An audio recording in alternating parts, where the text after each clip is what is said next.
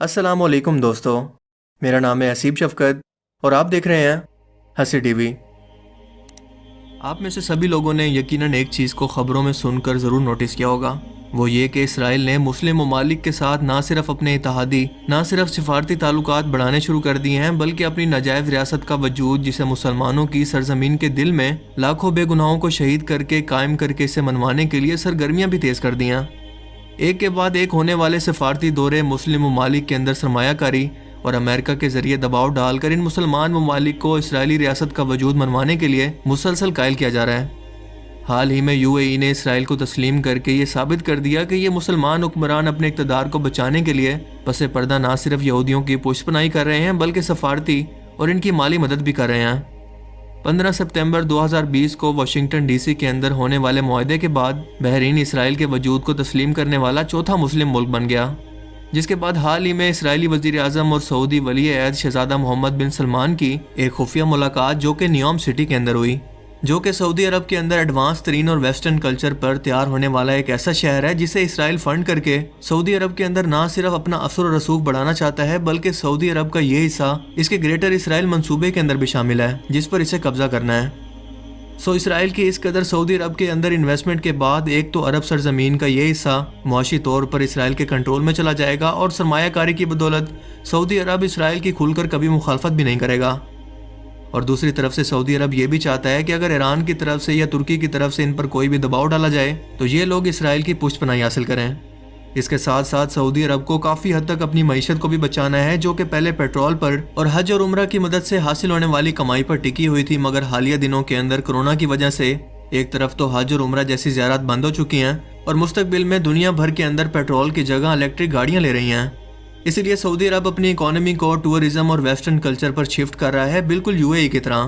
لیکن اس خفیہ ملاقات کا مقصد سعودی عرب کو ثالثی کے طور پر استعمال کر کے مسلم ممالک سے تعلقات بڑھانا، اور اسرائیل کا مقصد اسلامی ممالک کی حکومتوں کو اس طرح سے گھیرنا کہ کبھی بھی وہ اپنا اتحاد قائم نہ کر سکیں اور نہ ہی یہ مسلمان ممالک مل کر کوئی ایسی اسرائیل کے خلاف پالیسی بنا سکیں جو اس کے مفاد میں نہ ہو۔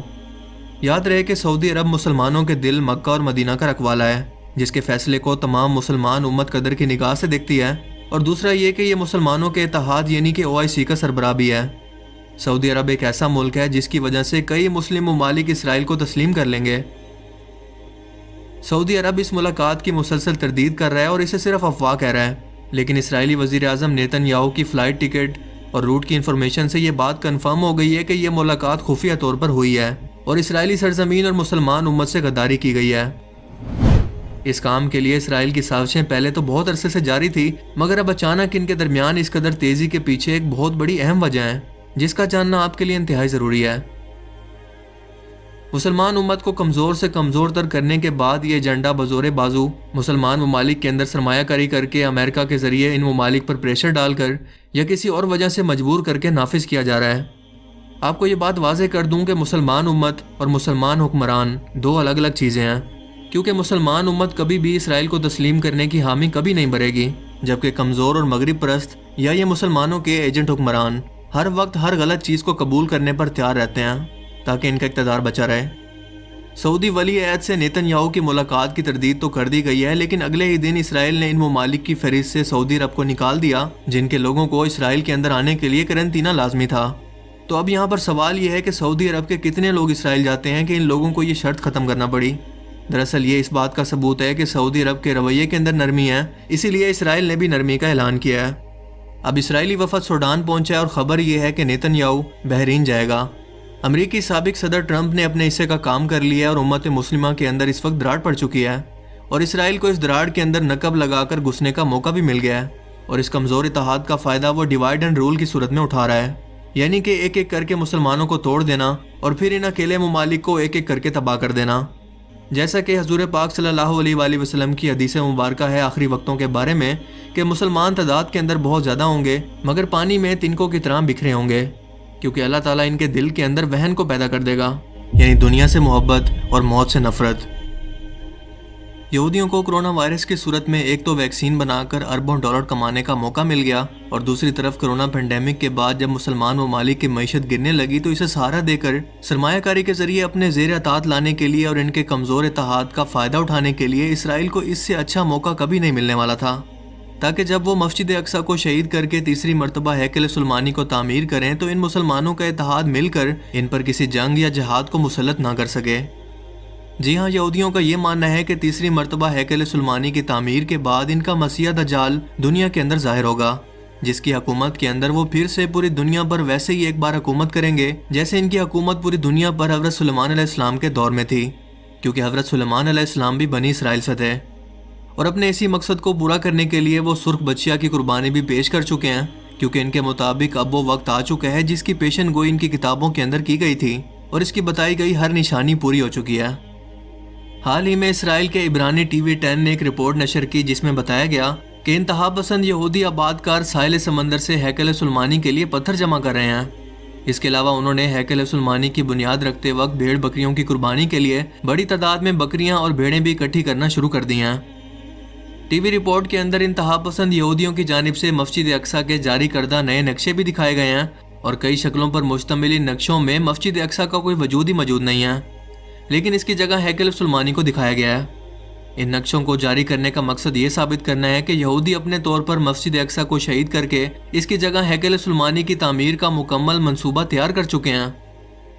اس رپورٹ کے اندر ایک فوجی کرنل کا بیان بھی شامل کیا گیا ہے جس میں اس کا کہنا ہے کہ مسجد اقصی کے حوالے سے یہودیوں میں جو کچھ ہو رہا ہے وہ عالمی جنگ کا باعث بن سکتا ہے، اور اسی بغاوت کو روکنے کے لیے اسرائیل نے مسلمان ممالک کے اندر اپنی کارروائیاں تیز کر دی ہیں تاکہ کسی بھی طرح سے اس عالمی جنگ کو روکا جا سکے جو کہ عالمی تباہی کا باعث بنے گی۔ اور آپ جانتے ہیں کہ مسلمان صرف ایسی جگہ پر اکٹھے ہو سکتے ہیں جہاں پر جب ان کی کسی مقدس ترین عمارت پر یا مقدس ترین عمارت کو تباہ کرنے کی کوشش کی جائے، اور اسرائیل اس بات سے اچھی طرح سے آگاہ اور واقف ہے، اسی لیے وقت آنے سے پہلے ہی اس چیز کو روکنے کے لیے وہ مسلمان ممالک کو آپس کے اندر لڑا کر یا ان کے اتحاد کو توڑ کر اپنے اس مقصد کو کسی بھی قیمت پر حاصل کرنا چاہتا ہے۔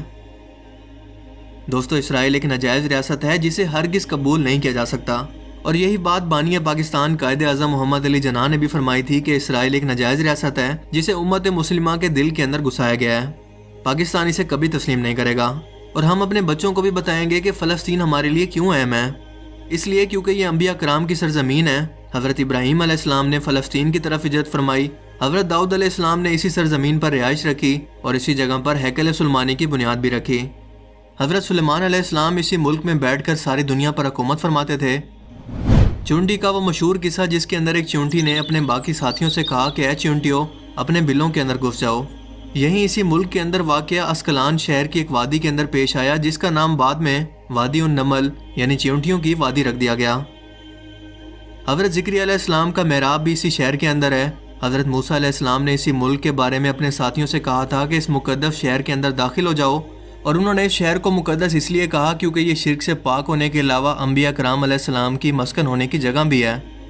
اس شہر کے اندر کئی معجزات ہوئے جن میں ایک کنواری بی بی حضرت مریم کے بدن سے حضرت عیسیٰ علیہ السلام کی ولادت مبارکہ بھی شامل ہے۔ حضرت عیسیٰ علیہ السلام کو جب ان کی قوم نے قتل کرنا چاہا تو اللہ تعالیٰ کے حکم سے انہیں اسی شہر پر آسمان پر اٹھا لیا گیا۔ قیامت کی علامات میں سے ایک حضرت عیسیٰ علیہ السلام کا زمین پر واپس تشریف لانا دمشق شہر کے مقام سفید مینار کے پاس ہوگا، جبکہ اسی شہر کے ہی مقام باب لد پر حضرت عیسیٰ علیہ السلام مسیح دجال کو قتل کریں گے۔ فلسطینی ارض محشر ہے، اسی شہر سے ہی یاجوج ماجوج کا زمین میں قتال اور فساد کا کام شروع ہوگا۔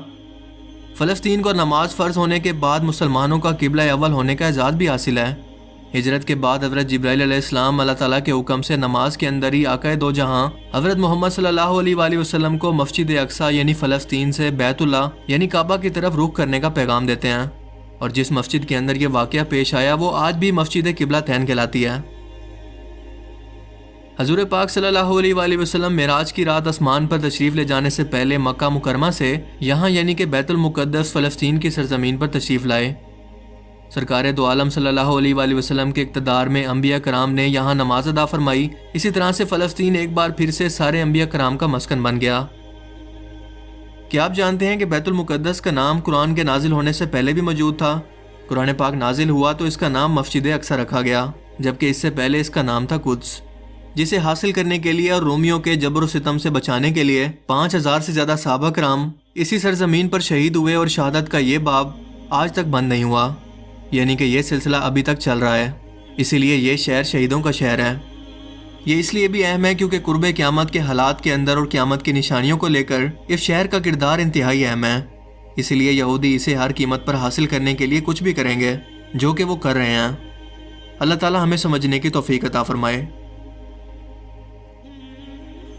مجھے امید ہے کہ آج کی اس ویڈیو سے آپ کو بہت کچھ نیا جاننے کو ملا ہوگا اور یہ ویڈیو آپ کو پسند آیا ہوگا۔ اگر یہ ویڈیو آپ کو اچھا لگا تو اسے لائک کیجئے اور مزید اس طرح کے انفارمیٹیو ویڈیوز کے لیے اس چینل کو ضرور سبسکرائب کریں۔ اب میں ملوں گا آپ سے ایک ایسی ہی نئی انٹرسٹنگ ویڈیو میں، تب تک کے لیے اپنا بہت سا خیال رکھیے گا۔ Thanks for watching this video. اللہ حافظ۔